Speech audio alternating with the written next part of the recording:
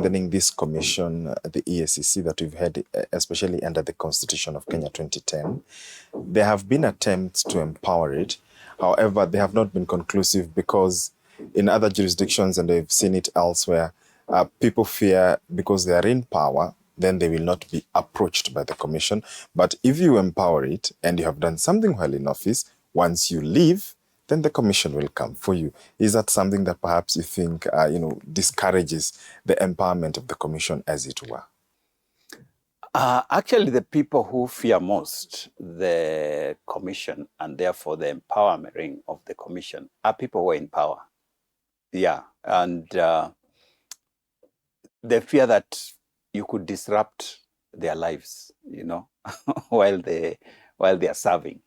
And so they try to make you as safe as possible, if we can use that word. So, but what we are saying, and which I would want to say to those people who are in public service, because that's our main area of concern, is that crime does not die, So, like now, you can be very powerful and untouchable, too heavy a stone to turn. But there will come a time when your weight is worn out by the weather and will become a lighter stone and will come for you. So part of, therefore, what we would need to advise our people, let's just make laws that would make this country a better place to live in and to do business in. It is our country. Why do we want to bring it down? If we do things right and this country prospers, it will actually be much easier to make legitimate money than stealing. Because if we have systems and structures that are enabling, that's how people in advanced democracies become wealthy, through legitimate means, because there are structures and systems and laws and everything that makes it easy to make legitimate money. What corruption does is that it makes it difficult to make legitimate money. Think of somebody who wants to start a business. For you to get even registration, sometime before it was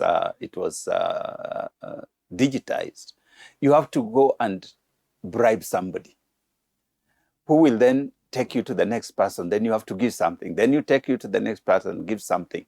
So that process of registration will take you several months, if not years, as it used to be.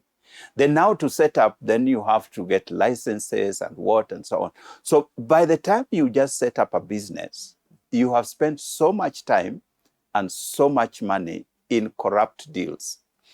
Then you go to the next level, purchasing goods, bringing in, importing things if you're an importer, and so on and so forth. It just makes it difficult to do business. So if this corruption itself was removed and dealt with, it becomes very easy to do business. You can bring in your imports, make legitimate profits, and develop yourself, educate your children, who will then also take over and do on and so on. So the economy actually thrives, and all of us benefit much more easily than it is now. That's the side that we don't see. So corruption makes a few people rich and the majority poor. When it is removed, all of us grow together. And those, you will be rewarded for your hard work. The hard workers will fly, Look at Dubai, just started the other day, when Kenya was already here. Now it is like the center of the world. Why? Because of legitimate business in a good environment that is conducive. Everybody wants to invest there. Everybody wants to build their hotels there. Everybody wants to start a special business there. That's what we should be aiming at doing to our country. Yeah. Yeah. Chairman, finally, do you think, shall we be seeing, action on these big fish and small fish soon? You've said you've gone through a lot that you've seen on the files on your desk. Perhaps shall Kenyans be seeing more action and speedy investigations and apprehension of the culprits? Certainly. You are going to be seeing, like I said, we are changing a bit how we have been doing things. And therefore, you are going to be seeing in the next several months some of these things happening. Like I said, for the big corruption, it takes a while just to process the whole thing. But I can assure you, we are determined to make a difference. What do you want to be remembered for after your tenure is over? I want to be remembered for having made a difference in the fight against corruption, no matter how small. But at least there will be one or two things that they will say, I did during that time. That's my hope. And perhaps your parting shot to Kenyans, if you could just, look at that camera and give your parting shot to Kenyans on this fight against corruption. What I would like to call upon Kenyans, fellow Kenyans, is that corruption is what is bringing our country down. Whether it is as little thing as 50 shillings that you give to a public officer to process something, to the billions that we steal from our areas of jurisdiction. These are all like poking holes in the boat that we are in. When it sinks, it is going to sink with all of us. So I would want to appeal to every one of us. Let's desist. Let's put on that resistant heart, no matter how tempting a situation is.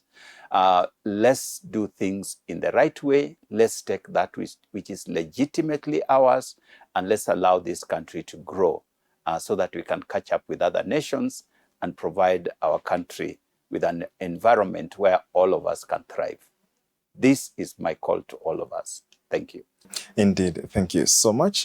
We've been speaking to the chairperson, the chairman of the Ethics and Anti-Corruption Commission, EACC, David Oginde, Bishop David Oginde, Dr. David Oginde, right here on TV47. We want to thank you for watching. I'll see you next time. My name is George Maringa. See you next time. Thank you, Dr. Thank you, sir. Asante sana. Asante sana. Brilliant. Good.